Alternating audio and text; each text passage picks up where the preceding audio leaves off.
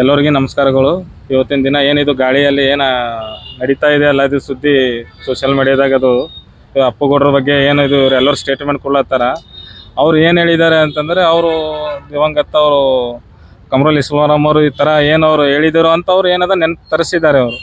ಅಷ್ಟಕ್ಕೆ ಇವರು ಎಲ್ಲ ಸೋಷಿಯಲ್ ಮೀಡಿಯಾದಾಗ ಬಂದು ಎಲ್ಲರೂ ಏನದ ಹಂಗೆ ಮಾಡ್ತೀನಿ, ಅಪ್ಪುಗೌಡ್ರು ಅವರಿಗೆ ಹಿಂಗೆ ಮಾಡ್ತೀನಿ ಅಂತ ಅನ್ಲತ್ತಾರ ಇವರು.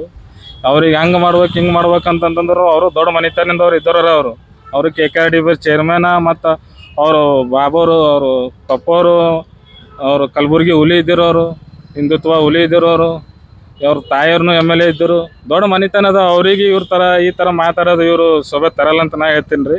ಬಟ್ ಅವ್ರಿಗೆ ಏನಾರು ಅನ್ಬೇಕು ಇಡ್ಬೇಕಂತಂದ್ರೂ ಅವ್ರು ಹಿಂದೆ ಕಾರ್ಯಕರ್ತರು ಸಾವಿರಾರು ಜನ ಕಾರ್ಯಕರ್ತರ, ಅವ್ರಿಗೆ ಸ್ವಲ್ಪ ಮುಟ್ಟಿಗೆ 1000 ಬಲ್ಲಿ ಹೋಗ್ಲಿ ಅವರು. ಅವ್ರಿಗೆ ಮೊದಲು ಆದಮೇಲೆ ಇವ್ರ ಬಲ್ಲಿ ಬಂದು ಮಾತಾಡೋರು.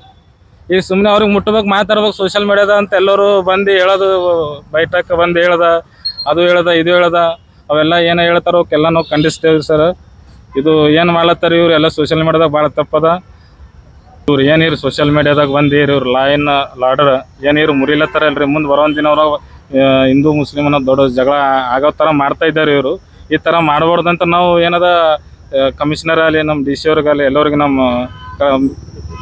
ಬೇಡಿಕೆ ಮಾಡ್ತೀನಿ ರೀ. ಇವ್ರು ಏನದ